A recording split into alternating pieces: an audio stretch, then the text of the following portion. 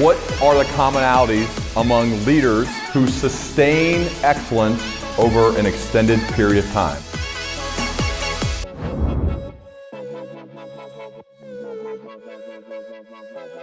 It's been 2 years since we recorded. I know Age's math was way off at the end of the last time, which was 300. This is number 400. Catch me up on you both. Last time we talked about retirement and then going on to your next career, and you're both still in that stage. So Pistol, how about you start now that you're 2 more years into the next chapter after your first career as a sales leader with thousands of people. Catch us up on what's been going on the past 2 years. Well, yeah, I used to have a job like that, and now I feel more like a guy with a paper route. But I mean it in a way.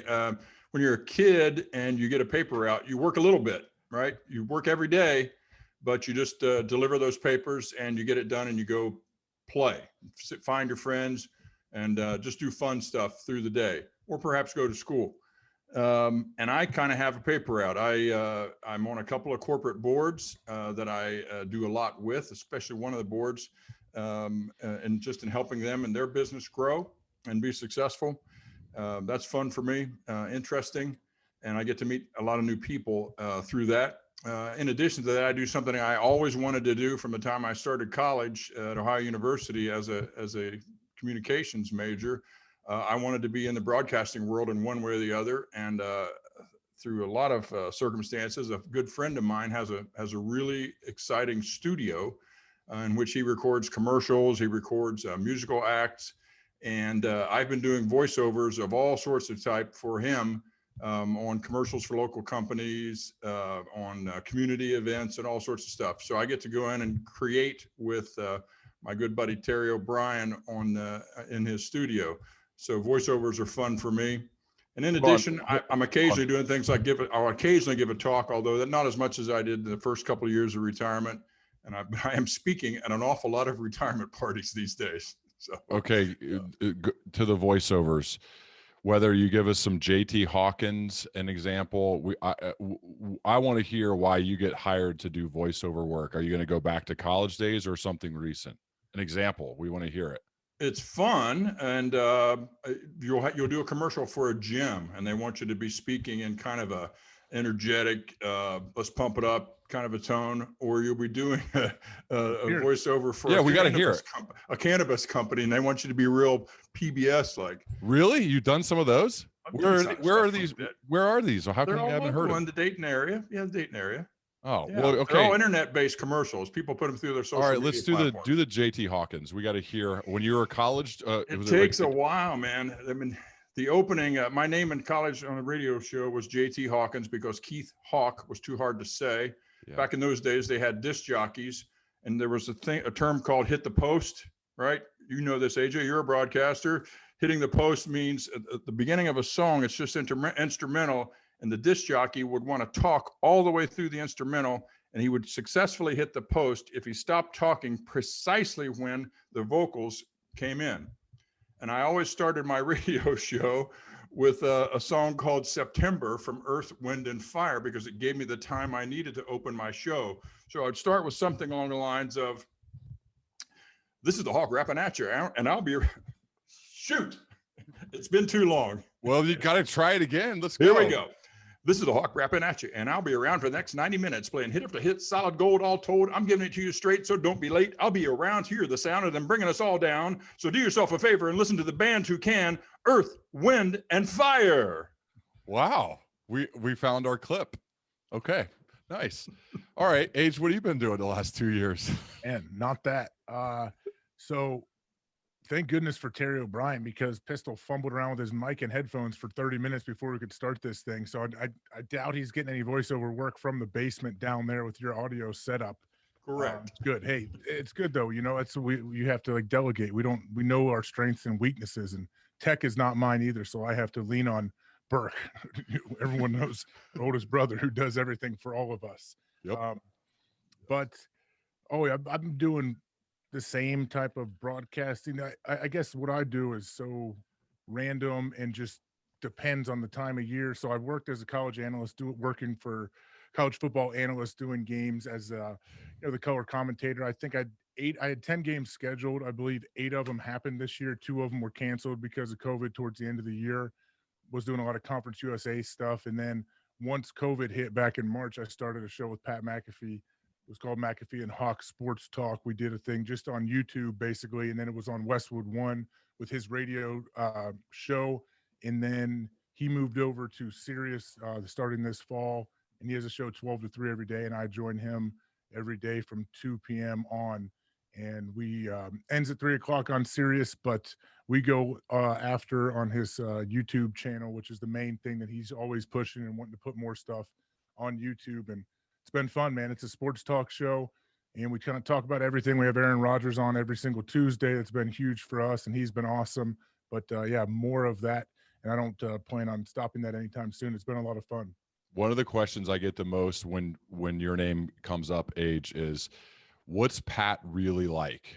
What's Pat like off the air? Pat FaceTimes AJ every day. We know that's what he talks about it. I know you've texted me about Pat's epic FaceTimes. Like, what is he like when you are not recording your show?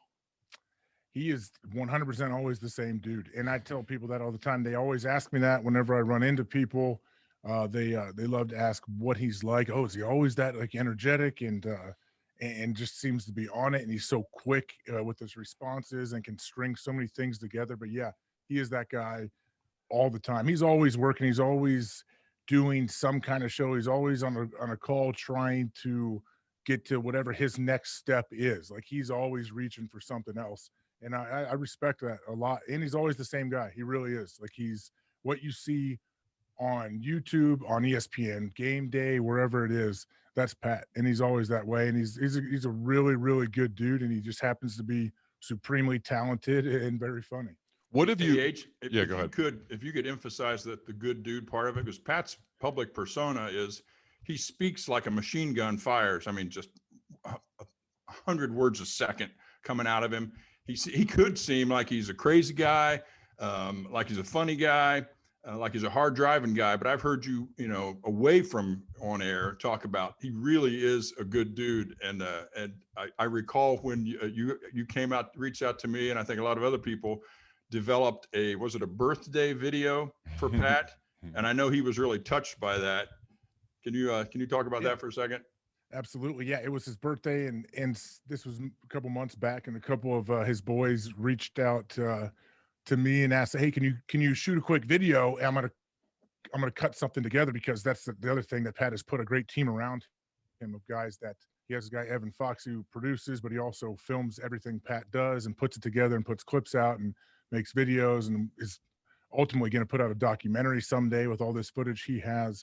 And they asked if we'd do a birthday video for Pat. So I said, yeah, I can get Pistol to do it too.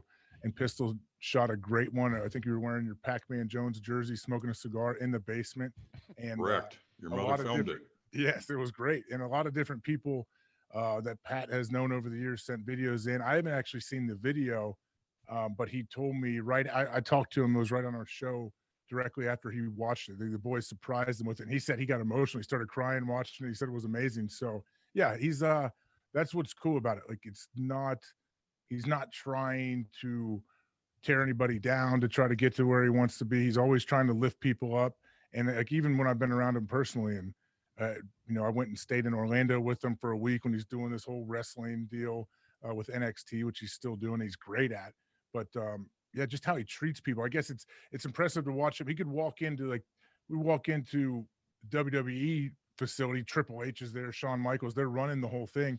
And Pat walks in and he legit is fist bumping every single wrestler, every single person working there. And that's just who he is. That's just what he does. Hey, appreciate you, bud. And he's dead serious. Like, that's just how he lives his life. So it's pretty awesome to see, I guess, how he interacts with people. Yeah, he's a great guy, not just a personality. Yeah, I feel like though he's really kind of creating the map for how an athlete could potentially have a bigger career after their playing days than while they were playing. What are some things you've learned since teaming up with him that you think will make you better post career? Because you putting together a career for yourself, Age, after playing that is even close to equal would be really hard. 11 years in the league, voted captain many of those years, including the year you guys won the Super Bowl, all the awards. Like, it would take too long to name them all. It's going to be tough to even get near that, yet I think you've surrounded yourself with people who have done it. What are some of the things maybe you've learned that will be helpful for you as you go on to your next part of your life? Well, I mean, yeah, I've learned a ton from him, and some stuff I have been closed off to in the past, some stuff not. Like, I guess just how he films everything. Like, you don't have to go full, like, all the way in what he's doing. I mean, Pat's built a huge warehouse with studio and everything. I've gone there and hosted a show for him when he's on vacation, things like that. He has a full setup. I guess I've learned almost sometimes to be more trust your instincts a little bit more. So, like, I did a game, Pat and I did the Texas Tech Baylor game a couple years ago, and you have these big boards, they're called these charts with a 2 deep and everyone's name on the team, like, so just so you can point to it instantly. If a guy makes a tackle, you can look, oh, okay, in number 87, here we go. Pat had he didn't have a board. He showed up, no board. No, he's like, what's that? And I said, here, I gave him one of my, like, a copy of mine, a small little sheet. He's like, all right, cool, I guess. But he's like, I don't like to prepare. If I prepare, it messes me up. I just need to go. And so what his whole theory, I guess, how he works, he watches everything, he consumes everything, he reads, and then he just lets it fly. And then he kind of just, the light comes on and he rolls. And I can't go that. I can't be like that. I'm not 100% in the lane he is. I don't think anybody is. No one is talented like he is and can think on their feet as fast as Pat can. But I sometimes it's helped me veer away from, like, okay, being over prepared, like, oh, I have these points I need to get to, I need to make sure I say this. Now, like, I've learned a lot of that from watching him and how he does it, where, hey man, you got to figure out what works for you. And that's what I've been trying to figure out. All right, I crowdsourced the questions for this one with members of my leadership circles, Facebook community, and friends. So I'm going to share some of these questions, and all three of us will answer some of them. I am curious, and it kind of speaks to our personalities and the differences between all of us. I would like to venture a guess, and then you guys can tell me if I'm right. The amount of preparation that you did since I sent you some of these questions that listeners, fans, friends have sent to me. I'm guessing, this is just, let's see what happens. I'm guessing Pistol wrote 23 pages of notes, and I'm guessing Age has not opened the email. And how close am I to being right? Well, Pistol held his notes up that he took. He printed out the email, it looks like, and then wrote his own handwritten notes on it. Of course. Have you opened it yet? I would be surprised. I have opened it. This was so funny with you two. So this is what I love. Between you and Pistol, like, you guys are the most squared away, detail oriented, like the best at writing emails, thank you notes, reaching out, cold calls, whatever it takes. Like, you guys are awesome at that. And compared to you guys, like, I'm a turd that doesn't do anything, like, doesn't prepare and doesn't ever look at anything. But then how people view me, I guess, that I work with, like other broadcasters and media members, they look at me like, oh, he's just a square that sits there and just over prepares. And like, people look at me like as someone that's over prepared for things. Wow. Hey, can I jump in on that? Okay. H is, and I don't give him a lot of critiques, but one critique I've given him is he's overly modest, and I think it's an accurate criticism of you. H talks about, I just show up and do stuff, not on his principal line of work. Since he was in the 3rd grade, every single morning, he has been preparing for what he would ultimately become as an athlete. And even when we were in North Carolina together, when you were getting one of your surgeries, the day of the surgery, he was going to have surgery on his foot. The first thing we did was we went to the gym in the hotel, and he's on the treadmill. He's got a full weight workout, and not just lifting, but a cardio workout on the day that they're going to go do surgery on his foot. So the one thing, AJ, I will tell you never stops doing is preparing for what's really important to him. So if he's out there getting ready to go do a job, I have full faith that he's going to prepare. All right, like we know he's good. Come on, Pistol. Like, you're acting like it's a job interview. He's gonna get gigs. We know he gets ready. Sure, Pistol. Thank you. It's great. But I guess how I prepare, I guess I got to figure out what works for me. So like if I got a show at 2:00 today with Pat, like we're going to talk about a game that happened last night and different things. So I have to watch, I watch the recap and write things down. Like I'll prepare like that. I because I love it and I care about it. And any game I'm working, I'll prepare a ton. But I guess like when it's a situation like this, where you sent some questions people asked in the email, I'm not scared to look at them. I looked at them, I glanced at them, but I didn't try to give it a whole lot of thought, because I think if I try to think about an answer before I actually give it organically, it comes out terrible. So I think I'm better in these kind of situations when it's just like, oh, okay. And I legit have to think about what the answer may be. Part of why I think you've developed really high level skill at that is because you've been doing it since probably your 8th grade or freshman year. You've been interviewed by people on a consistent basis since you were like 13 years old, and it still continues to this day. And so I think that there's something to be said for getting so many repetitions at something that is part of the reason why you're almost better when the questions are just flying and then you answer on your feet, and there's some humor usually involved, and then you can get deep in some places. I think that's the part. I mean, I opened up that way as a way, obviously, to be funny and share some of the differences between how we do it, and the fact that this is something too that I've gotten used to, that when you, like, I do email introductions all the time, right? People say, hey, can you introduce me there? Or I think 2 people would be a good match. With you, we do texting introductions. Like, we don't do email introductions. Like, I remember when you introduced me to Andy Dalton, like, you gave one of the most epic text introductions. I mean, I'm not going to repeat everything you said, but like some of the most epic texting introductions I've ever heard. And the thing though about that age, it was so good that I remember when Andy and I connected on the phone, he was just like, wow, that was awesome. Like I was excited to meet you.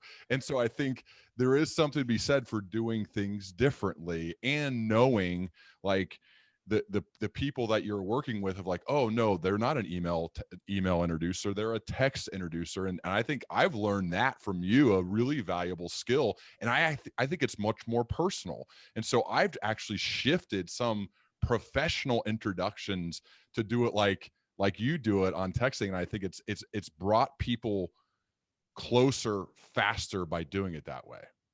I think so. It's more direct, and I don't know how much you guys are on your email compared to me, but things get lost in email, man. Like I'm Gmail. I have a Gmail account. However, they restructured this thing like 6 months, a year ago. I can't ever find an email. Like I had to search through to find your Zoom link you sent me. Like that. So that's 100% true, at least when it comes to me. Like I do better with texting, and I think it does feel a little bit more personal. Yeah, it does. Okay, let's get to some of the questions. Do you want to go deep first? Actually, let's try this. There's so many good ones. We're not going to get to all of them, so apologize. We're not going to get to all of them. Let's go with Amanda Wilson's first, though. So she's a member of my leadership circle and has become a really good friend. She said, what habit do you admire the most in each other / best attribute? So, Pistol, we're going to have you go first. So what I admire, you two guys? Check the notes. Go ahead. Yeah. I'll start with you, Ryan. You are it's along the lines of what we've just been talking about. My preparation to go walk up on a stage, believe it or not, is closer to AJ's prep than yours. I tend to do more like I pray, and hope things go well, and try to have a few core thoughts in my head. You are an intense preparation guy, and I think it shows great respect for the guests you have on your show, especially that you research them, you read their books, you read everything about them, you see everything about them on YouTube, anything you can, you gather up, and you're totally prepared. And then the other thing I would describe is, I think from the standpoint of being somebody that focuses on the other person, it's easy as a kid who grows up to to be a pretty great athlete, and you get a lot of renown for that. It's easy to be self-focused all the time, and I'm very proud of the fact that you have turned into an outer focus with a really strong intensity around growth. You have really adopted the idea of this growth mindset that says, what am I doing every single day to grow and get better and stretch? And our old colleague from LexisNexis, the former CEO from many years ago, Jack Simpson, had a term. He said, you got to change, got to grow. And he meant it every single day. Got to change, got to grow. AJ, couple things. One, an unbelievable teammate. Everybody I ever met in all of your years at Ohio State and in the NFL, mainly the Packers and then a bit with the Bengals, always had the same thing to say. What a teammate. What respect they had. And I think it just continues on to this day, even though AJ's done playing and a lot of those other guys are done playing too. They still have this respect for each other. And I have a belief that one of the reasons that you are so much fun on the Pat McAfee Show is I have a feeling, based on a lot of the guests, that you get a lot of those guests to come on the show because you're a great teammate. So that's really a big part of it. And the other part is the intensity of your preparation is beyond a scope anybody could ever, I think, have, especially if there's competition involved. We have had many a Christmas push-up contest in the family that he won't quit even when he's injured.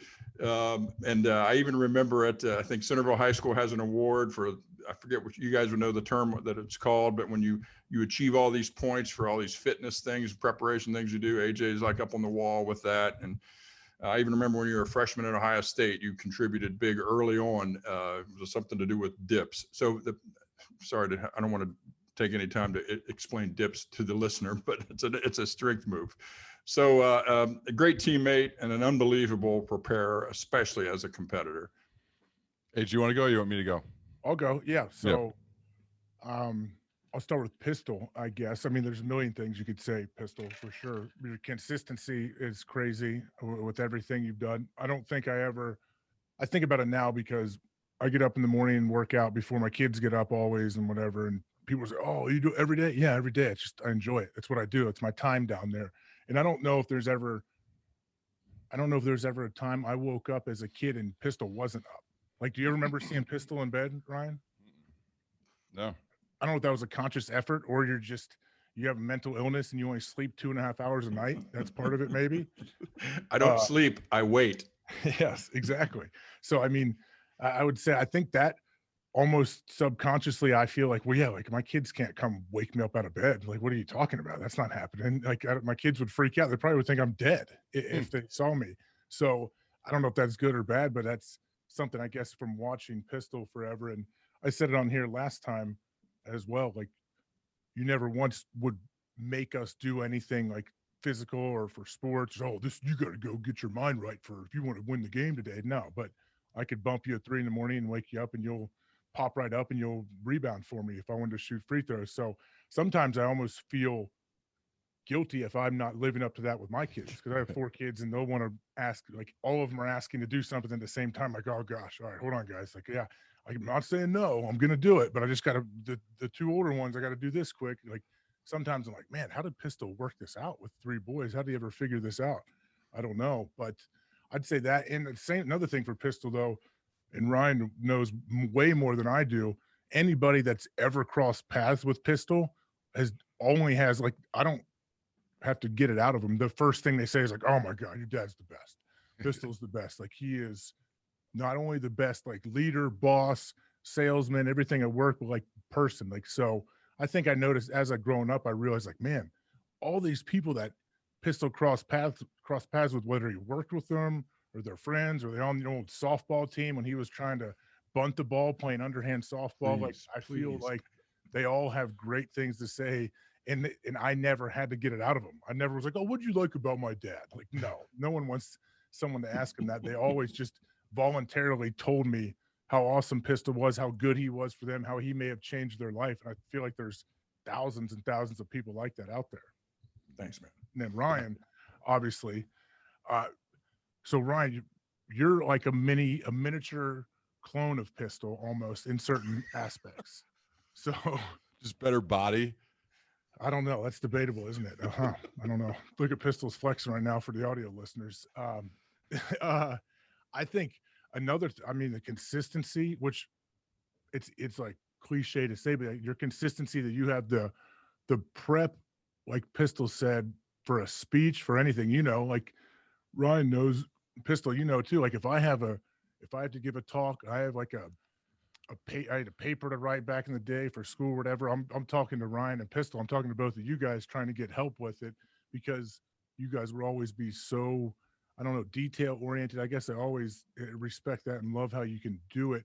But also, same thing. Like, I'm 2 years younger than Ryan. I was lucky enough to play 2 years with you in high school, and anybody that Ryan's ever played with, like Ryan was the ultimate leader. Definitely, it reminds me of like Kobe Bryant talking about being a leader. How, hey, it's tough. You're not always going to be liked. Like, some people may dislike you, and I saw that firsthand. Like, not in a good way, to where you'd hold people accountable and everyone knew, like, hey, you're running the show, and we're all looking to Ryan to, he's going to take us where we want to go. And I think that's exactly how he is in business, in life, and your family, and raising your kids and all of that. So that's huge. I don't think there's many natural leaders out there, and I think you're one of them. Wow, that's awesome. Thank you. I'll go to answer the question, and I'll start with you, Age. So I would say some of it is similar to Pistol, but I've had the good fortune to become really good friends with a lot of your friends and a lot of your teammates. And it's universal across the board. Like, they hold you in higher regard than just about any other teammate they've ever played with, whether it's Bobby and Schlegs at Ohio State, and Bobby and Schlegs are two of my good friends now that I text with regularly. Schlegs spoke at my last workshop and just tore the house down how good he was, and he drove here from Columbus, mapped this whole thing out. And I was like, do you regularly give this speech? He's like, no, this is the first time I've ever done it. And I was like, are you serious? You did that I didn't pay him or anything. Like, you did that for me? And he's like, well, and your brother? Yeah. Like, I'll do anything for you guys, and you don't have friends and teammates like that. You have to earn people like those types of the friendships and that type of loyalty, and continue earning it day after day. So what I would say that I think is like just incredible, there's a lot of things I could say. It's just this relentless work ethic that's beyond anyone I've ever seen. Like, anywhere, any team, any place I've ever seen. So if there's ever a person who says like whether you got lucky, like we obviously we're lucky. We're born into like incredible parents in a great house and all that. Well, yes, we got lucky, but I don't think I've ever seen anybody ever make the most out of the situation that they've been given through their work ethic, through their willingness to do more than pretty much anybody I've ever seen. And I just think that's why all of the teammates, that's why they're all like, I know he's going to be here. I'm voting him captain. I want him on the field. I want him next to me. He's dependable and reliable and works harder than anybody I've ever seen. So when all the good things happen, like, because some of these questions I got, like they're about jealousy, and we've talked about this before. And I'm like, how could you be jealous of a person who works harder than anyone you've ever seen? How? Like, to me, it's impossible. Like, if you didn't work or whatever, like maybe I'm like, oh, that's kind of garbage. But it's impossible to have that feeling when you see the level of commitment that a person has to excellence in everything that they do. Certainly on the field, which is what most people see, but also like, I got to go to your house and sit there for a few days when you were out of town, and I'm hanging out with Hendricks and Vetter and just the way they talk about you, like that stuff, like it's excellence as a dad as well. So I think that those are like that relentless work ethic and drive. It's cool that it's not just about the football field and your teammates. It's actually with the things that are even more important than that, which is at home. So I'd say that's there. And it's cool when I get to have conversations with guys like Aaron or Jordy and hear what they say about you when you're not around, like without me asking, like the unprompted stuff. They'll be like, was he always like this? Was he always this crazy of a worker? Was he always like going to the weight room so early, always like doing this stuff? And I'm just like, yeah, pretty much. And he still is that way. And they're like, man, that's crazy. But I'm glad he's on my team. You know, like that's the coolest thing to hear from your guys. Cause you know, we did that stuff separately. We got to play together for 2 years, but from that point on, you know, we're separated. We're both playing and doing our own thing. Pistol, I would say, just the selflessness is probably one of it, as Age said, is the quality that we try and mostly fail to live up to, of just being the most selfless person in the world. Like I happen to actually, I think part of my attraction to my wife, Miranda, is she reminds me of you when it comes to being selfless. And that's a really weird thing to say, but there are a lot of similarities. I think you guys even see that because you have a pretty good bond over a lot of your similarities. And I think that's the thing. Like, and Grandpa Hawk, you know, your dad, obviously our grandpa, is the exact same way. And so in a way, you see like this lineage of like, this is how the leader of the Hawk family needs to be. And it's like, wow, I'm not even close. I'm more selfish than they are, but I'm trying. Like I'm trying to get to a place to where I can, like, random people are calling me and I'll talk for an hour and a half, and you get off the phone and you're like, what was that all about? I'm just, you know, you're just trying to help the guy out. I'm just trying to help him out. You know, they're going through some stuff. You know, I'm just trying to help him get a job. You know, like the amount of people that you've helped get jobs, I can't even, I mean, I know you don't keep track of that stuff. You just do it. But like, I don't even know what the number is. It's probably in like the thousands of people. Like you literally help them get a job, especially like when they really needed it. So I think that's the thing that Age and I have to look to say, wow, we need to get better at that. Like I'll speak for myself. Like I need to get better at that. And maybe it comes with age, or I don't know what it is, but I did want to ask you about that, because do you feel like that's innate? Did you see it from your dad or from other people, or where does it come from to just have this overwhelming, like, others focus? Well, thanks. I appreciate that observation. I hope it's pretty true. I did not consciously operate along those lines. I did observe my own dad and how he treats people, for sure. But I mean, I've had this philosophy of, and it's only grown as in retirement, at least from my main job, that my happiness, my success is better and richer if it follows other people's success. And I really mean that. So it's more satisfying. It's much more enjoyable to participate in someone else coming up, being successful, having something good happen, than if it's just you on your own. And so, and I do think in a leadership role, you better have that outward focus on other people, because otherwise you're, I think, potentially a very bad leader if it's all about you.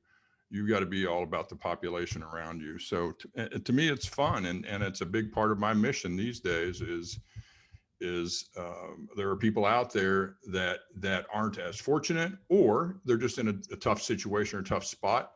And when they raise their hand or have an interest in collaborating on something, man, I'm excited to dive in. I feel like, man, I've been productive and help something good happen today. I didn't just go out and hit golf balls badly. Well, I part of it too, I think I sent you a text. Was it this week? I sent you a text. I said, how much of this next book do you want to edit? And you're like, as much as you need. Like, be careful. Be careful what you ask for. You're about to get an email a day with 750 words. But I think that part of it is like, it just, I kind of knew that would be the answer. But I also don't want to abuse it too, which I'm really grateful for, because I know I send it to you, and when it comes back, it's like, oh, my writing is not that bad. It's not that bad. It's actually like decent now after it's been put together in a lot better way. Okay, Age, I got a question from my friend Jeff Loang. He is a senior engineer at Facebook, and Jeff and I have like monthly calls because his brain is 7 times the size of mine, and I learn a lot from him. But he said he's a father of 2 young boys, and he said, I'd love to hear how you and your brother AJ grew up in a way that you cheer for each other more than compete, because he has 2 sons, and he says they fight and I you know, part of that is obviously they're young, but I'd be curious to hear what you think about the fact that I think from as long as I can remember, we've been each other's kind of biggest fans when we're, whether we're playing together or not. And most of the years we haven't played together. We only got to play together for 2 years. What do you think for people who are dads of 2 boys who are close in age, like advice or things you could share with them, drawing from the experience that you and I have had and continue to have? Yeah, I don't know if there's something that Pistol did back in the day that helped that out or not. I assume you didn't, but yeah, we're only 2 years apart. I mean, I think it's just watching Pistol and watching how everyone else interacts in the family, because it never crossed my mind to ever be jealous. And like Pistol, you remember Ryan, the golden boy, the golden, like that was Ryan. Wasn't that your screen name for a while? QB1. Are you? No. What are you talking I about? thought your AOL user screen He name didn't was have a like screen Golden Boy name. 1 or something. No, they said that to me when I was an 8th grader going to my freshman year after, like, you know, it started going well early in my freshman season in high school. And I remember, like, I was your biggest fan. And I remember back in the day, I was in maybe not even middle school yet. I remember Burke, our oldest brother, had a big game against Wayne, I think. And I remember Pistol explaining everything to me and telling me, like, David George, I think it was David George, a running back, like basically like rode Burke into the end zone on a play, like how good of a game Burke had.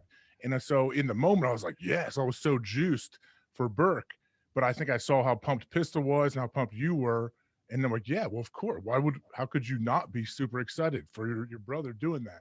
And so I think that's just how it's always been. And it's not like that everywhere else, because I talk about that with my wife and Laura all the time. Like, man, like when we see other, like we have friends or people where they're just really weird and jealous over things that their siblings do. And I'm like, man, that would just not be a fun situation if you were like rooting against a sibling. I don't know. I'm very glad we don't have that. I've never thought that. It's never crossed my mind. I think like the number one thing I've always been is the most nervous spectator ever for anything you or Burke ever do. I'd mentioned it, I believe, on last time. Watching Burke wrestle when he was in high school is the most nervous I've ever been in my life. Like I've never been that nervous. Like just sitting there. I remember at Centerville High School, Burke went out there. I don't know if he won or lost the match, but I was so nervous for him. And I think that happens too, where it happens sometimes. It's just because you don't have any control over the outcome and you're worried about how is he going to feel if he loses. I have the same thing with my kids now. Like you don't want them to lose. I know it's a part of it. They have to, but I want to protect their feelings, protect them. So I want them to make sure that things go well, but obviously that's not how it always works. So I mean, Pistol, did you make any kind of effort? Yeah. What do you think, Pistol? Well, I don't know if I made efforts. I mean, you were together so much. I mean, I remember we would have those little office talks where I'd sit at my desk and you guys would sit in a couple of chairs, and then we'd have discussions about what do we want to do, what do we want to be, and I still have some of those notes, to be honest with you, that you want to look at sometime. But I think it's just the fact that you were both very, I think had largely equivalent skill sets. There wasn't one of you that was so much more dominant over the other that you guys could compete with each other. And AJ always played up, and Ryan drug him along everywhere. That you were together. I mean, you're almost like twins. And I think you have a little bit of the twin kind of mentality, even though you're a couple of years apart in age. But as evidence of what you're both saying, and you guys have heard me say this publicly before, I discovered text messaging when you guys started texting me from locker rooms. And remember, when you were in college, you had an overlap, and I would always go to whoever was the farthest away from home, so the mom could go to a lot of home games, basically. And invariably, after one of you was done, if the other one was still playing, the one that had just finished his game would text or call me and say, how's AJ doing in his game? How's Ryan doing in his game? And, I still vividly remember sitting in this driving snowstorm in Buffalo at the University of Buffalo when Ryan was playing up there. You might remember that 6 or 8 inches of snow during the game. And AJ's on the phone with me after he had just finished a game at Ohio State, and I'm literally giving him a play-by-play as he's standing there sweating in the locker room at Ohio State of what's happening on your last drive in that game at Buffalo. And so you guys have always been intensely interested in the other. So it's the opposite of jealousy. It's joyous. Honestly, it really is. Yeah, I think it just stems from an admiration, like I just have an admiration for the work and for the production and for the behavior and for seeing what goes into it. So for me, that's why it's always been like such a joy. Like I remember, and like Pistol, I think you could say like his work has created some of the greatest family memories of our life. Like how many times do we get to walk into Lambeau Field? We see grown men cry like every time. And we're walking there. That was just a normal Sunday for us in the fall for 9 years up there. Yeah. You play against the University of Texas and Vince Young. It's under the lights, the most electric environment I've ever been in my life. You get an interception, a fumble recovery. Remember the ball went straight from the ball carrier into your hands, running it back. I remember like, Pistol, H has it, H. I remember that so vividly. And he was like, what? I'm like, because obviously I'm watching you. I'm not watching anything else. And I just think like the creation of memories. You said this at your Hall of Fame speech, H. Remember? You're like, oh, like, I'm kind of cool because this brings our family together. Like we all went, you got inducted in the Ohio State Hall of Fame this year or last year. And you said, it's just cool that, this helps bring the family together. I'm like, yeah, that's true. It made me think of all of the years playing of like, we wouldn't have like Pistol bought that house when you got drafted, all of the years that you played and how we had so many awesome memories because of your work. And I'm like, that's pretty cool. Like, how could you not be grateful for a person who, like there would be Sundays where I'm like, I'm kind of glad like we're at our house. We have like Brian Baumgartner from The Office. He's hanging out. We're doing victory shots and you're sitting there having to prepare to play. I'm like, this is kind of fun. Like there was a time where I'm like, this is great. I am happy that our family is here having such a good time. The only bad part was like, you weren't there to enjoy those parts, but you then created the memories when you got on the field and we got to watch you. I think it makes sense. Yeah, I mean, you brought up what I said in that speech. Yeah, I think that's 100% right. When you look at it, like anything you get to do that's cool, usually it's not like by yourself. There's usually a lot of people around you, and you get to bring your family and friends and get to create moments, create memories. I mean, that's the thing. I was actually on. I call in to Schlegel and Bobby's radio show every Friday. I have an 8:30 thing they do every Friday. I'm always on there, and it's really fun. And they're crazy. And they asked me what's one of my favorite Christmas gifts. And I actually mentioned when my wife, I was like, she puts together experiences. She likes to remember, like she doesn't like stuff. And I agree with her. It's awesome. And she got us tickets to go see Kobe down in Miami play against the Heat. And we went to dinner before and all this. Ryan got food poisoning, was running up the stairs puking, almost got kicked out because they thought he was hammered, and he's puking in the steps inside the Heat arena. And I have to try to tell him that he's okay. Don't worry. He's already just really sick and he got food sick. Rough sushi. That's true story. Didn't have a single drink. Yeah.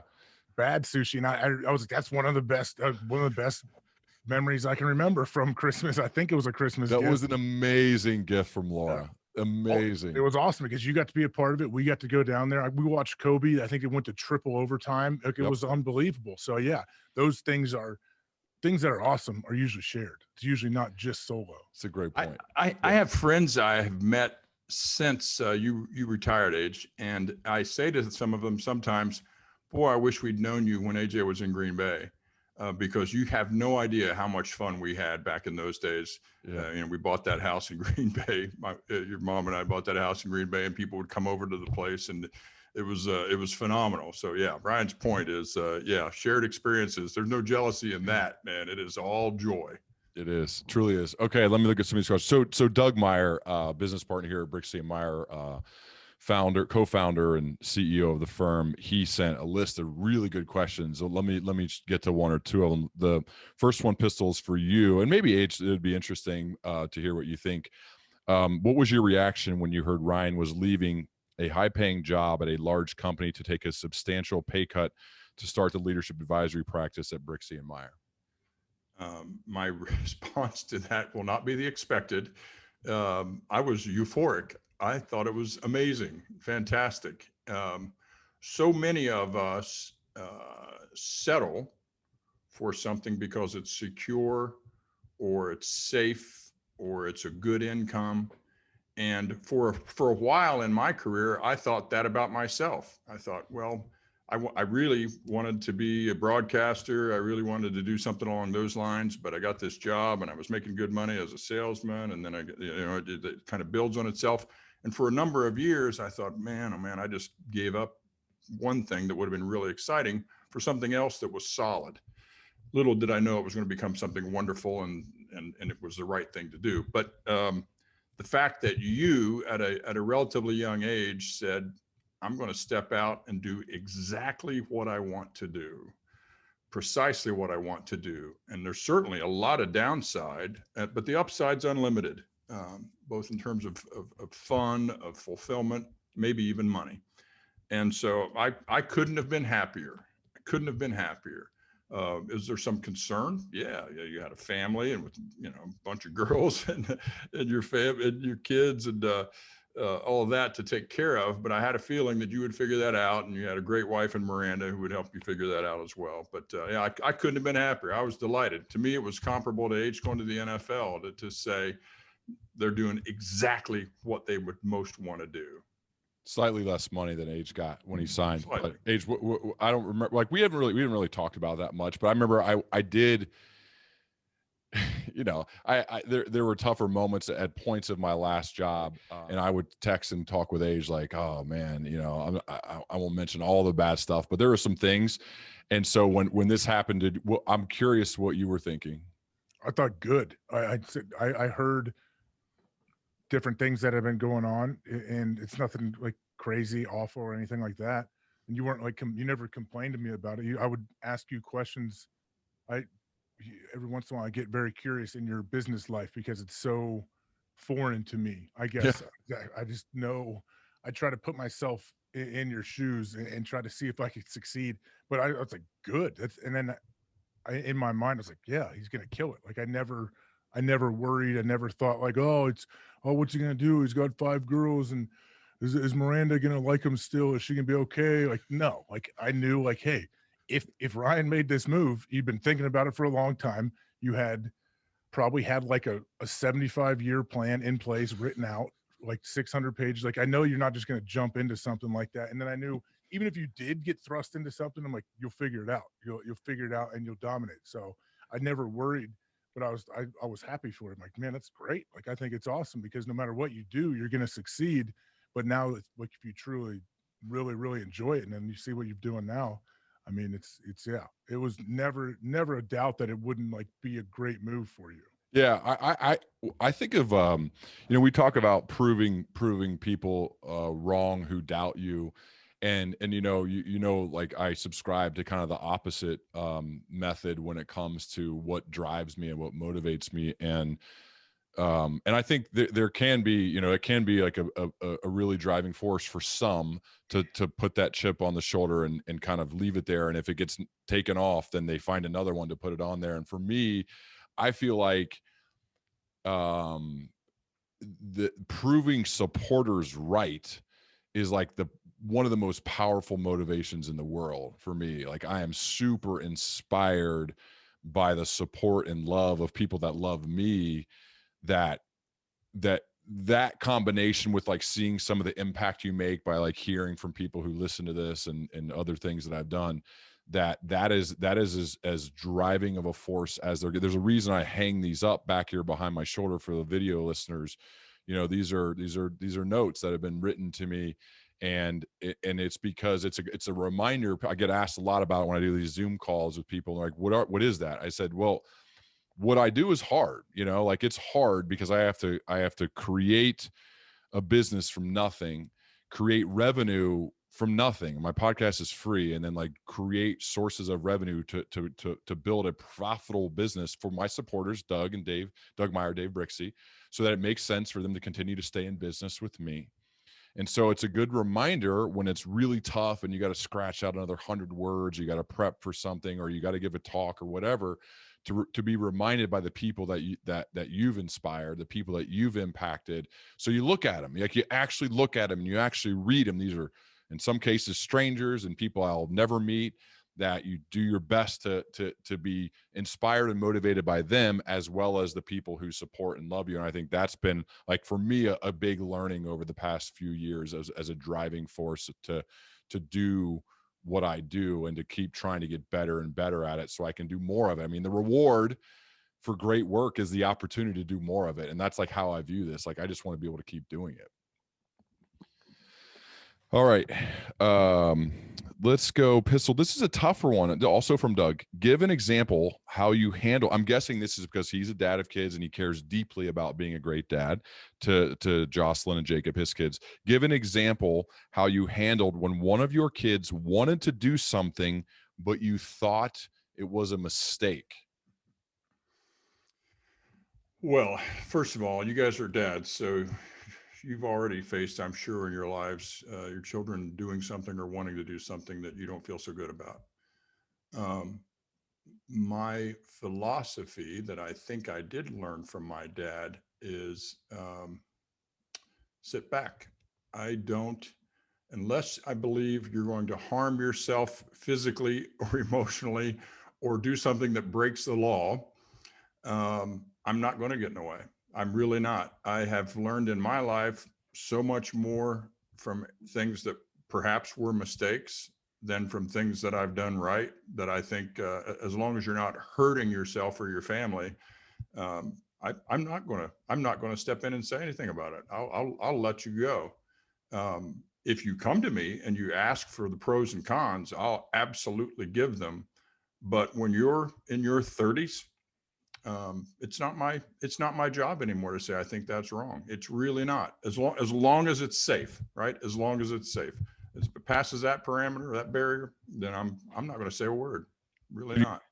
Is there an example you can think of to answer? Well, there's one time that has actually cemented, and I don't think told you this. There's one time that kind of cemented that I'm not going to get involved. When you were pondering leaving Miami University, AJ and I were both, I think, teamed up, perhaps separately, but teamed up on the concept, daggone it, you're a quarterback, get out of there. Ben Roethlisberger's in your way of achieving your dreams. Get someplace where you can achieve your dreams as a quarterback. Get out of Miami. And I knew you had kind of mixed feelings about that. You loved Miami University. You loved your teammates. You loved your coaching staff. And here you had your brother and your dad leaning hard. Come on, you're great. Get out of there. Go play at another school. And you did, and it worked out well. You went out and you played, and you got to be a quarterback in college. You're a captain. No one could say that didn't go well. But there have been times when I look back and I go, he could have been Julian Edelman if he'd stayed at Miami and been a receiver. And you were kind of on that path. That's kind of what they probably wanted to do with you. And you had a little taste of it. And from time to time, I'm like, he has all the ability in the world. And perhaps if we hadn't gotten in his way, he might have been Julian Edelman and shared NFL careers with his brother. So that taught me, no, they got to make their own decisions as long as they're not harming themselves. That's interesting. I have those thoughts too every once in a while. But I also think like I probably wasn't good enough to be Julian Edelman. So then I'm like, all right, it's good the way it worked out. But every once in a while, it's like, could you have maybe redshirted a year, worked at the craft, learned everything about it, played in the slot with the greatest quarterback in the history of that school, the greatest athlete in the history of that school. Who knows? But I mean, in a way, like I draw so much from that story and so much from that time in my life. Like I truly think it was a transformative time that I'm really grateful for, because I still have friends who say like, man, that was so unlucky, man. I'm like, no, like how many people get to go head to head 2 years with a Hall of Famer, with the best athlete in the history of the school, literally, like that's a fact. Not like nobody gets to do that. And so like, I really am able to look back. The one thing I would love to have happen, and I hope it gets to him somehow, is I'd love to have a one-on-one conversation with Ben. I'd love to have him on the show and record it and talk. I've tried, we hung out a few times in Tahoe and other places. I know Age, he talked to you after you guys played against him when you picked him off with one hand, sweet play. And had good conversations. But that's one thing like I would like to talk about that time, because the difference for him and me though is this: I was just another guy he beat out, just another guy. He beat out a lot of quarterbacks in his career, but to him, he beat me out, and he's the only guy that's ever beat me out. So it's so different the way we probably view each other. And so it would be fun, and I hope at some point we're able to have that conversation. But Age, like, given that this is football related, I'd be just curious to hear what you think about which part. Well, hearing what Pistol says when it comes to like how we leaned on him too hard, perhaps. Yeah. Yeah. I mean, I remember that time. I remember 100% saying like wanting you to get out of there, like Yes. go play at OU. Like I think I was very opinionated in that. I haven't given a ton of thought, like, oh, the whole Edelman situation, but then instantly I start thinking, like, man, if you'd have played slot receiver, you'd taken so much damage, your brain wouldn't work nearly as well. You wouldn't be able to write 2 books. You wouldn't be able to work on your second book right now. That, like, that's a really good point. Like, Interesting. do you say that? Are you projecting a bit, or like, where does that come from? I'm not saying like it because of myself. Like I'm very lucky. I was born somehow. Pistol's genes gave me a hard head and hard jaw. Correct. I'm okay, but I know how much damage those guys have taken. I don't know why. Okay, I think it's because like I watched Edelman in this whatever Super Bowl it was. Oh yeah, he caught a ball, got dinged super hard. Amendola comes over, basically picks him up, and then Edelman stays in the game and then catches the game-winning touchdown pass. And I don't know how he felt afterwards. I've heard he did not feel great. I've talked to those guys at the Derby, and I see them all. Like I see like the trio, Wes Welker, Edelman, and Amendola. All 3 like very similar little guys, and those guys are as tough as it comes, and they have taken a lot of damage over their careers. I'm not saying it's going to mess them up or their heads messed up, anything like that. But I'm saying, I guess you as my brother, I'm like, man, I don't want him to do that. Like, that was back when you could hit guys in the NFL, when the defense could hit you when you came across the middle too. So like you would have been really good at it. Unfortunately, I don't think that slot role was as defined as it is now. Like back when you would have made that transition, you would have been awesome. But as your brother, I'm glad you didn't, because I think you would have gotten knocked out 8 or 10 times just in your college career doing that. that's a good point. Every once in a while, I speak with a real old dude on my show, and he's just like, in a way it's good, like, are you glad like you're healthy? And that's better. And now you have like all this time to go and do some great things, and you're perfectly healthy. I'm like, yes, I feel very grateful for being completely healthy. Never had a surgery, never had a knee, never had anything wrong. That's a really good perspective. Okay. Let me get to more questions. So Pistol, I've spoken about this before. And so Chase Abbott on Instagram wrote to me, it's been said that there's nothing like a Keith Hawk email. And I've probably because I've talked about this when I've talked to people who you work with, and I've seen them myself, the kind of the care and the quality of the it sounds funny, of the emails you've written to your teams and just people in general. And so I'd love for you to answer Chase's question about, one, like your ability to hone your writing skill, as well as the way you thought about sending email to people that worked for you. Well, it was important to me how I communicated, both in writing and vocally or live. And I took it, especially when I became and got into leadership roles, I took it very seriously when I was communicating something in writing. I didn't write a bunch of dumb notes to people, like pump them up notes. I didn't do a lot of that. But when I wrote something, I wanted to read it. I wanted to write it with the emphasis on respect for who's the reader. And so I tried to be concise and right to the point, and maybe use a little bit of my training in English and composition, because I did study that in college, to say, don't ever bury the headline. When you're going to give somebody news, especially if it's sometimes challenging news, put it right up front. Here we go. We're not going to have a sandwich of a bunch of happy talk, and then here comes the tough thing, and then happy talk at the end. We're going to say the purpose of this communication today is to tell you blank, whatever it might be. And I've always made it a point to say, don't hide what it is you're trying to say. And so I just had a focus on clarity. I had an emphasis on write it, then read it, and then write it again or edit it. I wasn't real big on letting other people see my stuff. I did a lot of self-editing. And I think part of it is sometimes a leadership role is a lonely role. Leaders don't always have people around them that they feel comfortable sharing the toughest challenges that they have. Some people might be better at it than I am.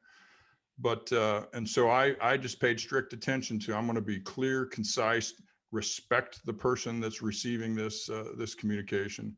and really do my absolute level best to do it well. And then through time, I think I got better at it, and I became proud of the fact that people knew if I wrote them something, they're getting the straight story. And I think the vivid clarity on the mission, on your role in the mission, on making sure people, there wasn't really much gray area from everything I've read about. Like, I remember you sent us a note at one point really early in my career about hiring, right? And it was just like bullet point perfect, like, this is how we do it. And then ended with like one of your quotes that I've actually put in some of my keynotes, which is like, this is the most important thing you'll ever do.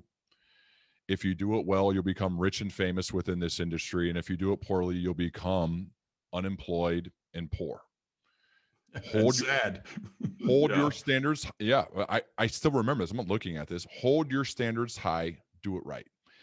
And I thought about that through my time. I was like, okay, my role now as a manager is I get to select the players on my team. Don't mess this up.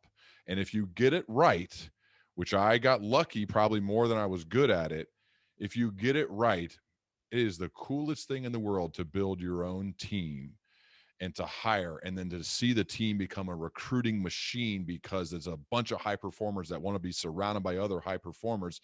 And you, as the manager, you're thinking, wow, like, this is awesome.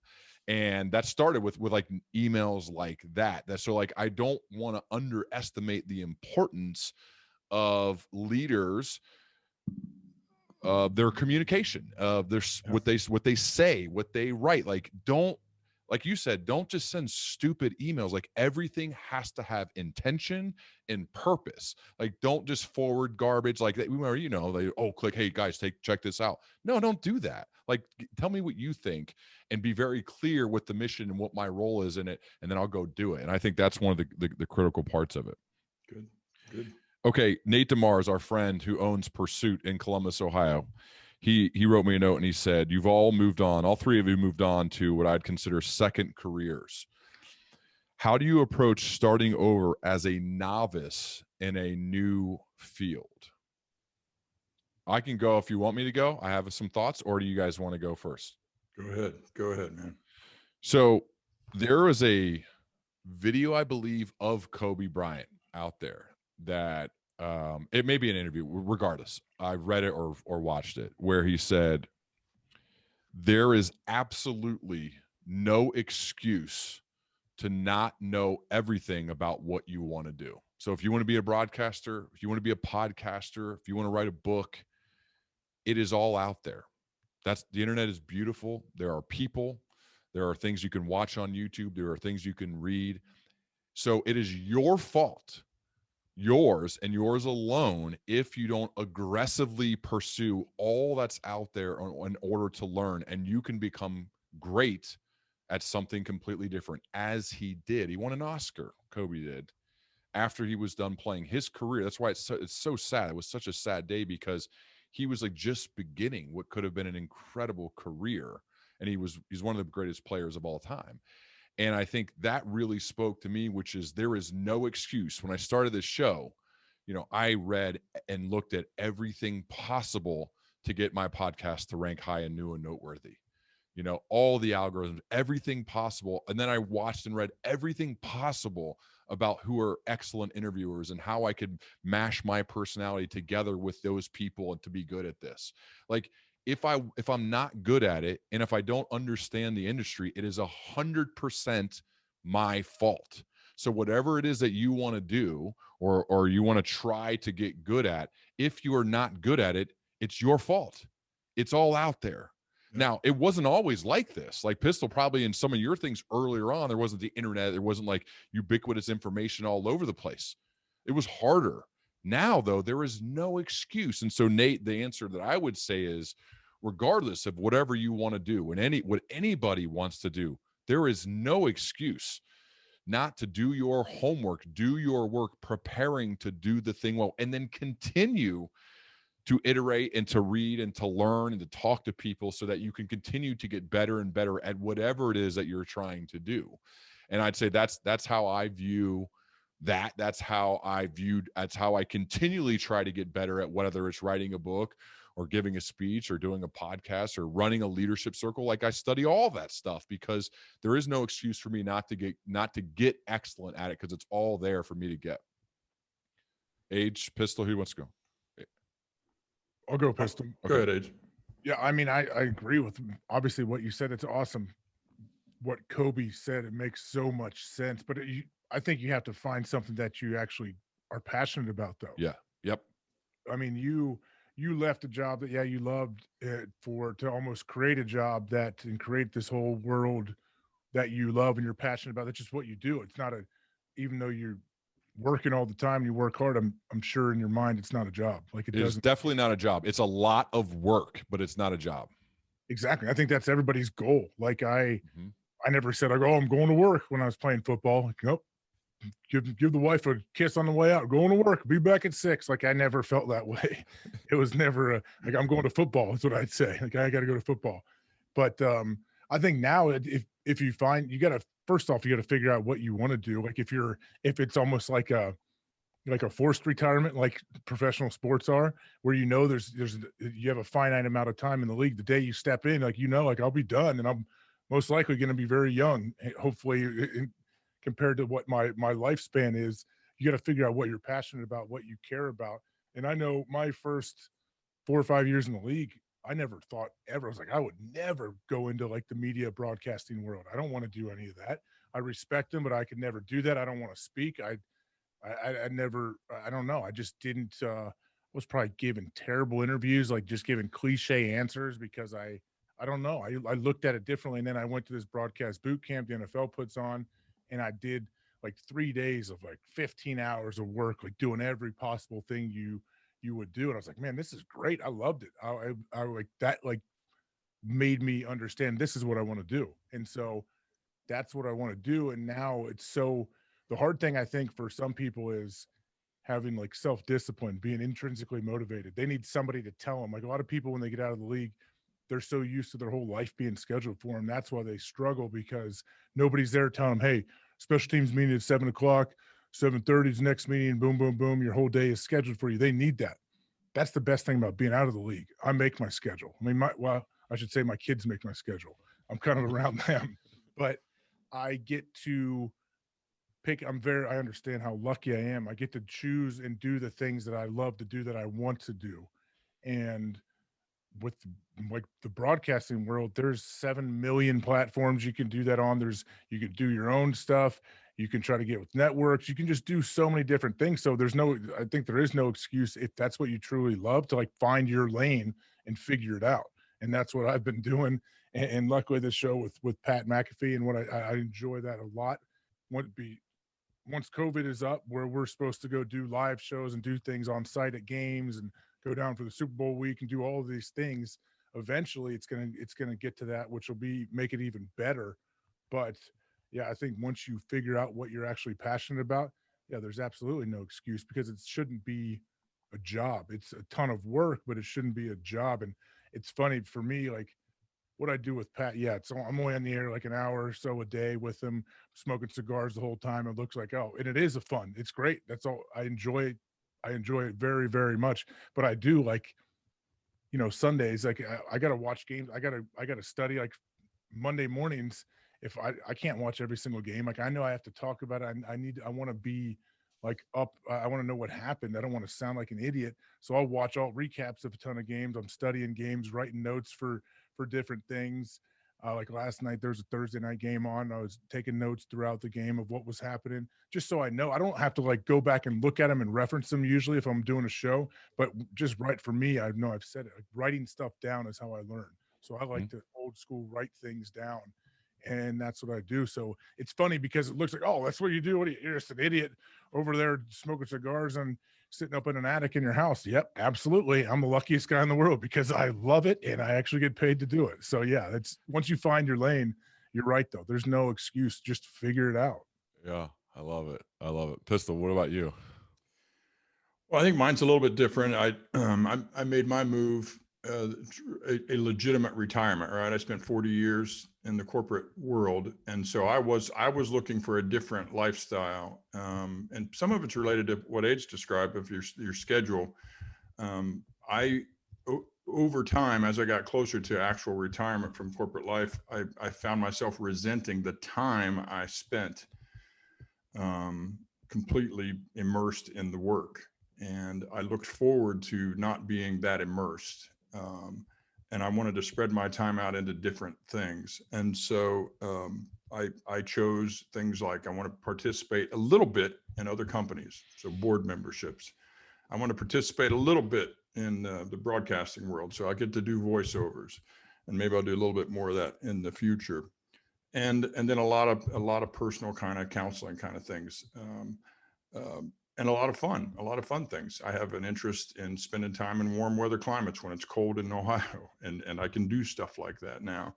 But the one point I wanted to make is that when you go into something new that you haven't necessarily done before or done full time, there's the danger of something that I think has been called the imposter syndrome, right? Whenever I go into a new situation where my experiences and maybe even my skill set are not yet perfectly matched, I feel like an imposter, perhaps. If I don't have the right attitude. The other thing you said, though, that you guys both reiterated, is there's never been a better time to learn something new than right now.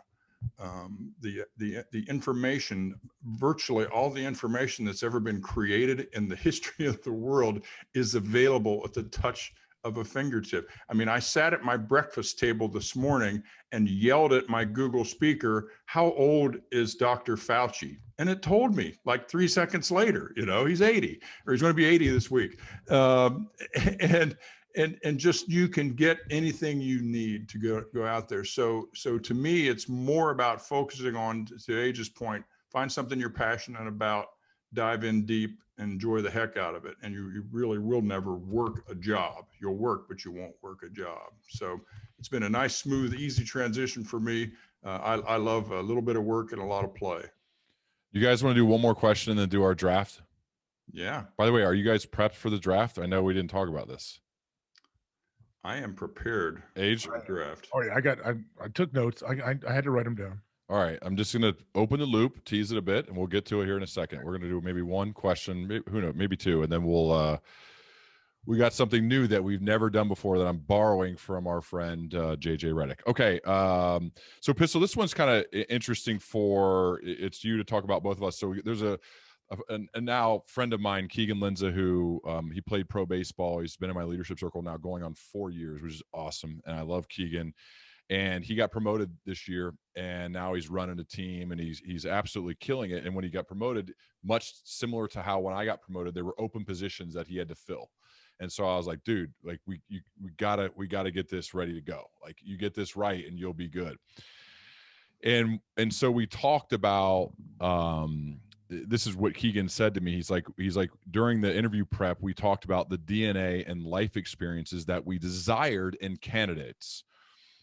Because I helped them like build this scorecard and this interview process, all this stuff. It was awesome. And he said, if I asked you in a job interview to share a life experience that has led to your success, how do you think Pistol, which is awesome, he calls you Pistol, he's obviously never met you, how do you think Pistol would answer on your and AJ's behalf?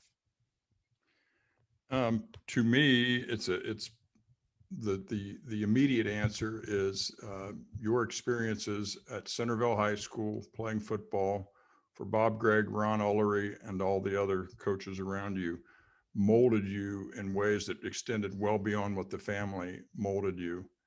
The being faced with the requirement to prepare mightily for something that's important, being faced with the absolute requirement to become a great teammate, to eventually become a leader, to compete hard, to deal with adversity, to deal with tough criticism and coaching that comes in the form of coaching oftentimes, to deal with perhaps sometimes problem colleagues around you. So many things are taught in that little crucible that is a sports team, in your case, football. I can't fathom another place you could go to learn so much, so fast, so deeply, with such intensity as what you experienced when you guys spent those 4 years each at Centerville High School with that amazing thing you were part of with football. To me, that's it. And if I had to tag on to it, later on, I would say your post experiences, AJ going off to Ohio State, you going off to Miami and Ohio U, and then both your later experiences and your different experiences with pro sports. It just added on. But I think this time at Centerville probably was the solid, deep foundation. Unquestionably, to me, the number one thing that would, I think, shape you guys outside of the home. I would agree. Age, I have a question from this is a guy who he did not want me to use his name, but he's a friend of mine, and he's a high up guy, but he's not the top guy at his company. And he said, I'd love to hear what you guys think about a place that's a great locker room with a bad coach or bad general manager or bad owner. There are people in business that are working and they like their team, they like their people, but the people above them they think are not very good.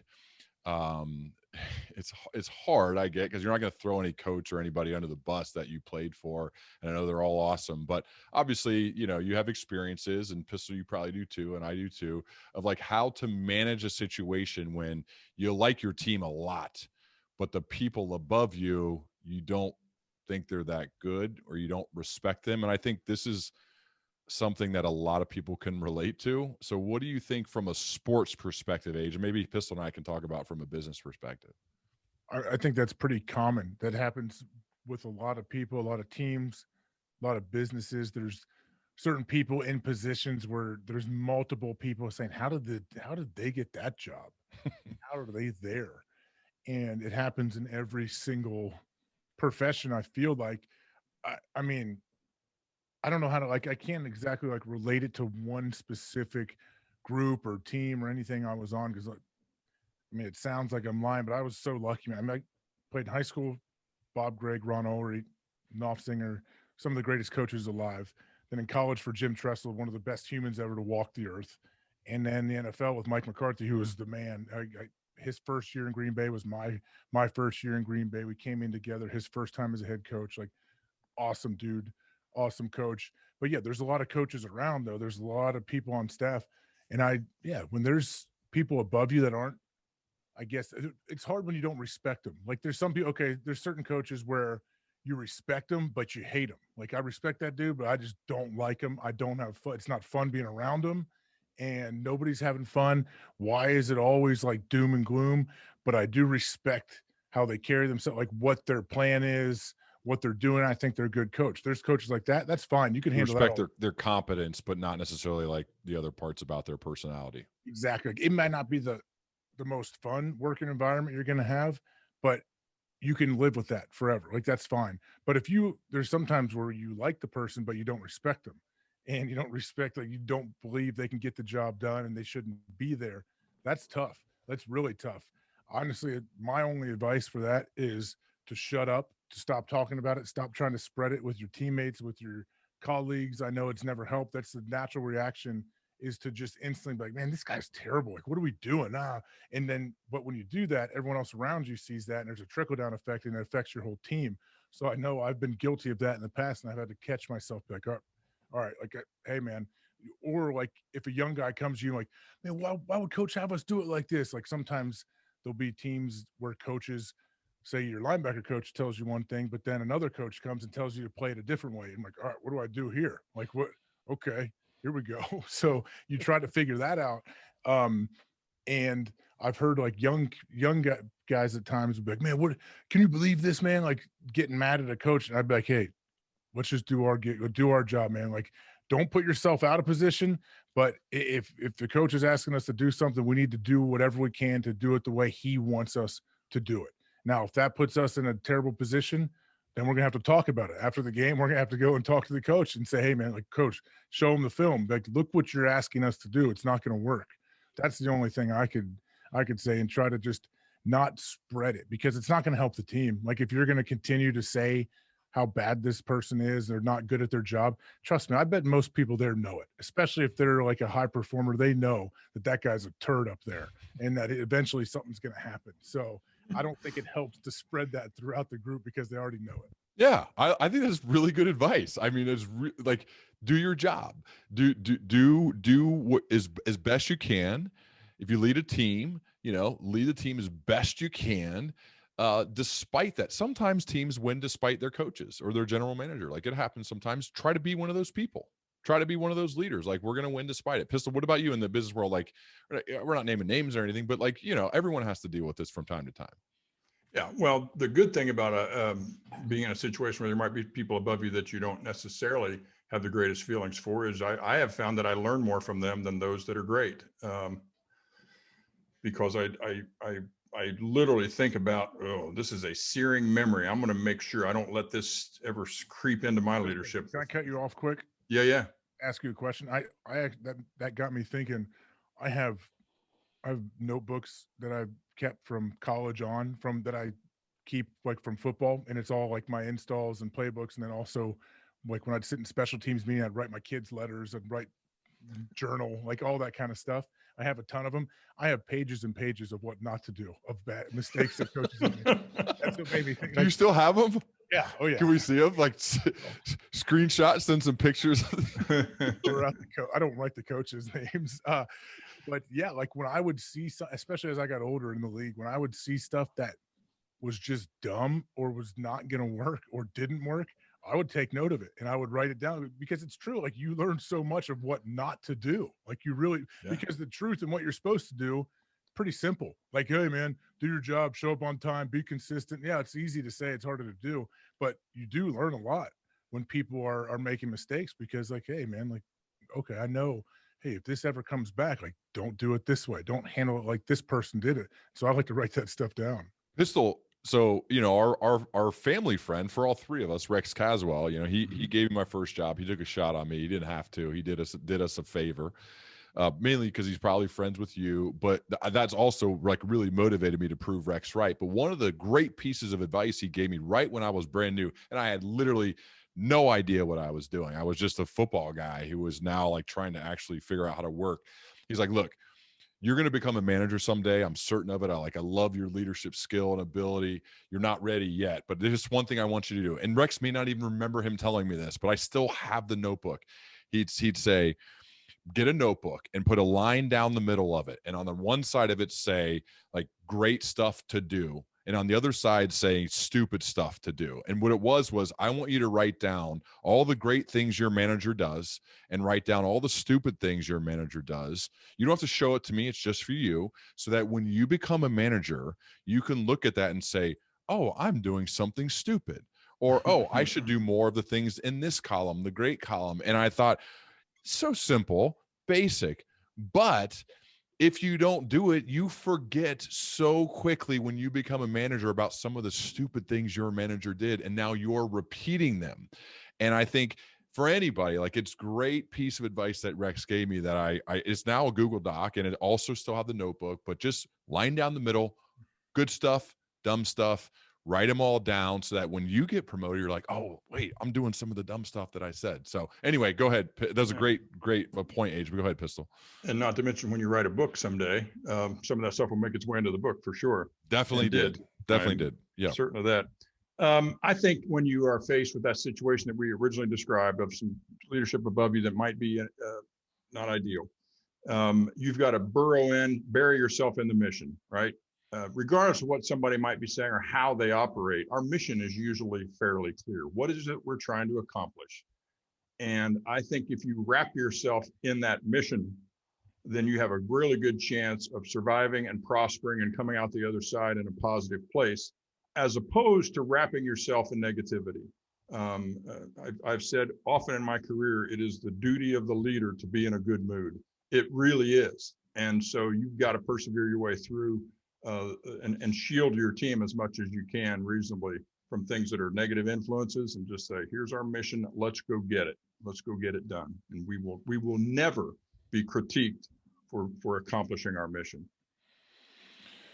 Okay. Do you want to do the draft? Yeah. Do you want me to explain what it is? Okay, we've never done this Better. before. If you listen to JJ Reddick's show, he does this on most episodes. But what it is it's snake draft. So where the order is going to be Pistol, and then me, then Age. You go twice, and then back to me. Then Pistol goes twice, then back to me, then Age. Okay, and we're gonna draft. These things are fun because we can obviously see like some of the terrible picks that each other are going to make, and I'll make fun of each other, and see then who can win the draft, who can draft the best. And what we're drafting today, which I think goes well with our lives, are your favorite / best sports movies. And at the end of the draft, we're going to see who has who had the best draft. And I have a feeling that I'm probably going to win. And so we'll have the same feeling. We'll see. Pistol, I think you might come in third. But we'll see, because Age and I have probably better taste. But we'll see when it comes to the draft. And because of that, I'm going to give you the first pick so you can take the best sports movie of all time off the board and see if it matches up. Because I have my draft board. Age, did you make a draft board? Absolutely. Pistol, you did too? Okay, so we're going to try something new. It may not work, but I think it could. We're going to draft our favorite sports movies. Pistol, you go first. Then I'm going to go. Then Age, you're going to get 2, and then it's back to me. Good. Okay. I'm drafting the movie that. Go ahead. I'm sorry. No, you could share a little bit of your why behind it and all that too. Go ahead. My first pick. I'm drafting a movie that I will absolutely say I sobbed like a child during the movie, especially at some of them when some of the key music was playing and the terrible thing that happened to one of the players in the movie was happening. I am quite confident neither one of you would have picked it at all. Because you weren't born, but the movie is the original version of Brian's song, starring James Caan and Billy D. Williams. I vividly remember that was made in 1971 when I was in a freshman dormitory 3 years later. Brian's song was shown on ABC, and there was a room full of guys watching Brian's song. And at the end of the movie, it was worse from a sobbing standpoint than when Ryan and I walked out of Saving Private Ryan, and we both ducked into the restroom so we wouldn't see the other one didn't see us crying. Brian's song, I loved it. My favorite all-time movie. First pick is a movie that was not on my draft board. Age, yours? Definitely not on my board, but I have seen it. It's very sad. I would not choose a sad movie probably to be my best sports movie. And you probably could have got it in the 5th round because we're not taking it. But I don't think you're going to take any of mine. You wanted to be the number 1 pick, so that's the number 1 pick. All right, I'm going first. So wow, the number 1. I didn't know if it would be here. I'm taking Major League. Yeah. Ricky Vaughn, Willie Mays Hayes, Pedro Serrano, who Age and I have been lucky to meet again because of Age's career and this playing in the celebrity golf tournament in Lake Tahoe. Major League, I think we first saw it when we were young. It was like my first experience with cuss words. I think it was just, I think I've seen it like 300 times, and I don't know. It's almost like a perfect sports movie. So I'm going to go with Major League for my top pick, number 1 overall for me in the first round. Was that on your list, Age? It was on mine. It was on my top 5. How could it not be? How could it not be on your list? It was, yeah. I thought it was going to be a number 1 pick by one of you two. Yeah, of course, and it holds up. Major League still holds up now. It absolutely holds up. All right, Age, you get 2. All right. See, my list is pretty serious, but I'm going to pick my first pick. So this is my first round pick. Pistol's probably never seen this movie. It, I think, epitomizes what high school football is. Varsity Blues. The Blues. Tweeter, Johnny Moxon, John Voight, go Pack, whatever his name is. What's the coach's name in that? John Voight. He's the best. That the whole movie from start to finish. Kilmer's Coyotes. Bud Kilmer is he. John Voight is the head coach in that beautiful movie. People try to ask if it's realistic. Well, it's not realistic of Ohio football that I took part in, but maybe somewhere in the country it's very realistic. But man, I think it's awesome. There's like serious football moments. There's sad moments when the big dude gets hurt, right? He gets knocked out cold. Billy Bob. all kind of stuff in there it's very funny. So yeah, Varsity Blues is my first one. Now I get 2 picks, right? You get 2, yeah, Snake. So you get 2. That's a tough loss. I wanted that. Okay, go ahead. That's always my football go-to movie. My second one, I am going to have to take. I got a few on here that I know neither of you would ever have on your boards, so I can save those. Good wait, yeah. I will save those. You know what I'm going to do? My second one, Tin Cup, Roy McAfee. Oh wow, I had that high too. Deck on it. Wow. Best golf movie ever made. I doubt there'll ever be one to top it. So now it's my turn. Age picks Tin Cup, Varsity Blues and Tin Cup. So I'm not surprised that we have similar movies at the top of our draft board.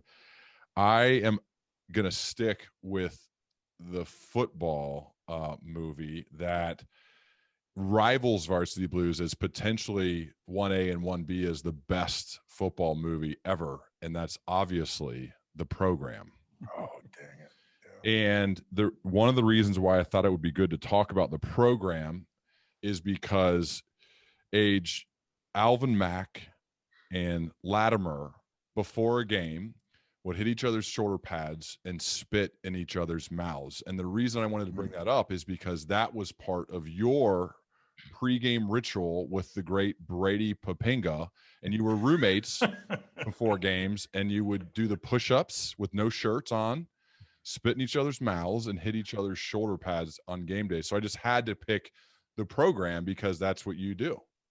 The Program is that should have been my second pick in the first round. I should have done The Program. I don't know why I didn't. It's a great movie. That is not anywhere near accurate of anything that I ever did. Spitting in other people's mouths never happened, especially the COVID era. I doubt that's frowned upon now. But yeah, people still reference Alvin Mack and Latimer though in the NFL every single day, I'm sure. When I was playing, we would always talk. Guys would kick bars. You get done cleaning, you kick the bar like Latimer would. Like that movie has so many like iconic moments, I think, where anyone who's played football or just any human alive should at least say, man, this is pure entertainment, this whole movie. Yeah, place at the table. Yeah, that's you and Brady. Okay, so that's my second. So Pistol, you get 2 now. I get 2. Okay. My second pick is one I think I am drawn more to the drama movies, the clutching emotional films. I am choosing Field of Dreams from 1989. Kevin Costner, James Earl Jones. Dad, can we have a catch? The ghosts going back out into the outfield. I love Field of Dreams. That's my second choice. I actually had it on my board. All right, pretty good movie. It was low, but it was on the board. So I don't know if H had it. What do you think? Field of Dreams. It's good. Wait, did he just pick 2 or just 1? He picked Field of Dreams. Just one. That's his first. He gets 1 more. Yeah. I have a feeling he's going to take one of mine here. All right, let's see. What's your second pick, Pistol? So this is your 3rd round draft pick. Yeah, my 3rd round draft pick, and you guys have taken 2 of mine that were in my top 5, I will note, with Major League and Tin Cup. But my 3rd pick is the original Rocky. Rocky 1. Rocky 1, Sly Stallone. You think Rocky 1's the best? The best of all the Rocky 1's the best of all the Rockies? In my opinion, it is. Okay. Yeah, it created the story. All right. Okay. Underdog, the ultimate underdog. Rocky Balboa, Apollo Creed. Yeah. So let me see if I'm going to. My next slot on my board is still here. I'm wondering. I might tweak it a little bit here. So I am going to go and pick the legendary Jimmy Dugan, manager, in the movie A League of Their Own. So League of Their Own, Tom Hanks. Oh, killing me. Did you have it on there? Yeah. Yeah, Dottie Henson, Dottie. She, the catcher. I think Marla Hooch. Yeah, A League of Their Own is I've probably seen that one a million times. It's on constantly. Just his managerial skills are off the charts. If you want to look at a leader and how to run a team, Jimmy Dugan, Tom Hanks is a great character. So A League of Their Own is my 3rd pick. Trivia question on A League of Their Own. Who was the third basewoman on A League of Their Own? The actor. Madonna. Madonna was an outfielder. She was center fielder. Who played Rosie. third base? Rosie. It was Rosie. Rosie played 3rd. I had Madonna at 3rd. My bad. No, she was outfielder. Rosie played 3rd. Yeah. Got it. Okay. All right, my board's looking pretty good. So I have Major League Program, League of Their Own. Okay, Pistol, go ahead. But it's me. I'm sorry, Age. You have back two. to Age, Age gets two. Age gets So I two. thought a League of Their Own was going to come up for me soon. I thought Pistol was taking a League of Their Own with his second pick there, but Yeah. solid. When Pistol just went and took a pee break was the opposite of what Jimmy Dugan did in the movie, the greatest urination scene in the history of film. I think we can all agree with that. I think for the listener, we're probably gonna have to edit that part out or before, not what Age said, but what Pistol did. Anyway, go ahead. Yeah. You know what? Just to go, I was going to wait for this. I may have not put it on the board, but I'm going Rocky 4 with my next that's what I had. Yeah, that's what, you want to talk underdog story, Pistol. I mean, he's fighting Ivan Drago. They're juicing this guy up with all the steroids you can find, everything they can get in Russia, and Rocky's just out there carrying logs in 16 feet of snow, doing hanging sit-ups off of a barn, the hayloft. So yeah, I think it's the ultimate underdog story. Definitely the best Rocky. It's just so so good. Is that the one where Adrian's yelling down, "You can't win"? That right? Is that it? Yeah. Drago's like, "I will break you." Yeah. I thought Drago was in the room with us here for a second. So fun fact about that movie, my first game my freshman year, they didn't let us go home after school. They said, go to a room, we're going to feed you lasagna, serious. And we watched Rocky 4. And then we went down to Cincinnati Oak Hills and played that game and beat those guys. Rocky 4 was a movie we watched. Pretty cool. Rocky 4 soundtrack was in the locker room before games my whole career in high school. That's the only thing that was allowed to be played. Yes. Our age, you get another one. I do. Okay. Yeah. See, I put down like 15 movies because me too. I was going to take more. What are you going to take? You know what? I'm going to throw it out. So this is my fourth pick. Yeah. Can I get 5? Yeah. I'm going to talk. This is the true underdog story. So I don't think either of you guys had this on your board. It's not exactly a sports movie, but it was in my eyes. The movie, these young gentlemen and a few ladies, I believe, had to face just unbelievable odds. They found a way through cannibalism and just sheer grit. Alive? Alive. Yes. The rugby team that crashed. It's a true story. They crashed. Multiple people died. They had to start eating each other's hamstrings. They found a way. I think like 14 of them ended up living when some people hiked for 2 weeks straight to find somebody to get a helicopter to fly over and pick up the rest of them. So Alive is just I guess it's a sad but inspirational story. Wow. Oh, that's good. That's good. I'm not sure it's a sports movie. I don't know if that counts, but I guess the rugby team, that's how they came together. We saw leadership. They're a rugby team. Is that what they are? Yeah, they were a rugby team, and it's a true story, and they crashed. That's kind of like his Die Hard, a Christmas movie. Yeah. Well, I'm good with that. I'm good with. Okay. All right. Okay. So Alive. All right. So definitely not on the board. I'm going to go for one that I'm guessing should be on your boards. If it's not, think back to the limousine being driven out on the ice for a bunch of misfits who aren't very good. Yeah. Their coach, who gets a DUI, had some trouble, becomes one of the greatest sports movie coaches of all times. That's obviously Emilio Estevez, and the movie is The Mighty Ducks. The Mighty Ducks is my 4th round pick. Not the movie I thought you were describing there. What are you talking about? What other movie has a limousine driving on the ice? I'm not going to, the coach who's a drunk, that was the part that got me. Yeah. That's a different movie. I'll hold on to it in case I need it later. Emilio Estevez, he's from Dayton, right? And he's also an awesome youth hockey coach. Yeah. So yeah, I think that's. I'm glad that's my 4th round pick. Mighty Ducks. Brothers have made it into our boards here with 2 different picks: Charlie Sheen and Emilio Estevez. Yeah. Oh, that's a good point. Yeah, and they're both on my team, so that looks good for my board. Okay, so that means Pistol, you get your final 2 picks, 4th and 5th round pick. Speaking of the ice, my 4th pick is the movie Miracle, that chronicled the unbelievable underdog story of the American hockey team. Herb Brooks, who can forget the locker room scene? They might beat us 9 times out of 10, but not tonight. Not tonight. Miracle is my 4th. Not bad. Okay. And closing out my picks is a loosely related sports movie, but a sports movie all the same. Jerry Maguire. I didn't have that one on Tom there, but Cruise in a sports movie. Right? yeah. Tom Cruise, legendary, recording that recently came out with him. I guess when this podcast comes out, it won't be recent anymore, but wow. Yeah, the Mission Dude, Impossible movie he's making now. I think we know who's in charge of the Tom Cruise movies. Jerry Maguire, pretty good pick. Wow. So this is my last pick. This is tough.